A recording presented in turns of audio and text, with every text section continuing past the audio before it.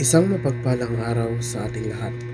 Ako ang inyong lingkod, Elijah Paul Jan Valdez, at welcome sa ating daily devotions. Ang ating verse for the day nasa mga awit, chapter 90, verse 1 and 2. Sinasabi dito na, Panginoon naming Diyos, Ikaw ang aming tahanan. Buhat pa ng simulang lumitaw ang aming angkan. Wala pa ang mga bundok. Hindi mo pa nilalalang. Hindi mo pa nililikha itong buong daigdigan. Ikaw noon ay Diyos na, pagkat ika'y walang hanggan. Sa iba't ibang relihiyon at pilosopikal na tradisyon, ang kaalaman ng Diyos na walang limitasyon o sumasaklaw sa hindi alam ay isang pangunahing konsepto.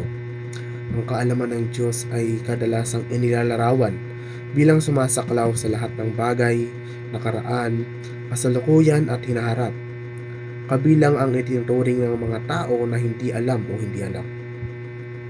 Maraming relihiyosong tradisyon, kabilang ang Kristiyano at Islam, ang nagsasaad na ang kapangyarihan ng Diyos ay hindi limitado ng anuman o sinuman. Konseptong ito ay madalas na itinutukoy bilang omnipotence. Ibig sabihin ay makapangyarihan sa lahat. Ang presensya ng Diyos na hindi nalilimitahan ng espasyo at oras ay isang sentral na teolohikong ideya na kadalasang ipinapahayag sa pamamagitan ng katagang omnipresence. Nangangahulugan ito na ang Diyos ay may kakayahang maging saan man sa parehong oras nang ang kanyang banal na presensya ay sumasakalaw sa buong sansinukob at walang hanggang lokasyon kung saan wala siya. Higit pa rito, ang pag-iral ng Diyos ay madalas na inilalarawan bilang nasa labas ng ating karanasan ng tao sa panahon, na hindi sumasailalim sa mga kaganapang iyon. Ang pagtitiwala sa katarungan ng Diyos ay kinabibilangan ng paniniwala sa kanyang banal na patnubay at ang unawa.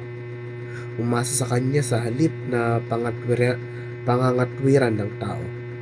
Kahit na ang mga sitwasyon ay tila hindi maliwanag, ito ay isang mulat na desisyon na magtiwala sa kanyang pagmamahal at otoridad na mamuno sa atin. Kahit na ang kanyang mga sagot at mga takdang panahon ay naiiba sa ating mga inaasahan. Ang pagtitiwala sa kapangyarihan ng Diyos ay kinabibilangan ng paniniwala sa kanyang kakayahan, pagiging maaasahan at lakas kahit na humaharap sa mga paghihirap. Ito ay isang pagpipilian na maniwala sa mga pangako at katangian ng Diyos, anuman ang nararamdaman natin o anuman ang sitwasyong kinakaharap natin. Ang pananampalatayang ito sa kapangyarihan ng Diyos ay nagdudulot ng lakas, tapang at pagtitiis upang harapin ang mga hamon sa buhay. Ang pagtitiwala sa perpektong timing ng Diyos ay kinabibilangan ng paniniwalang siya ay may plano para sa bawat isa sa ating buhay at tutuparin niya ito sa kanyang sariling panahon, kahit na ito ay naiiba sa ating mga inaasahan. Muli, ako ang inyong lingkod, Elijah Paul Jan Valdez, at dito na nagtatapos sa aking daily devotions.